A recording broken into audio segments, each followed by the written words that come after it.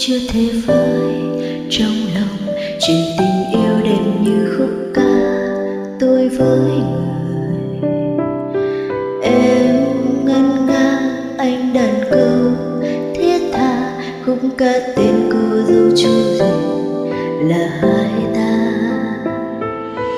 Em đâu hay anh muốn đời sang dần, tìm về trong phút mà bỏ em với khúc nhà. Nơi phương xa họ về đâu, giữa dấu câu hát chung đôi em mới ca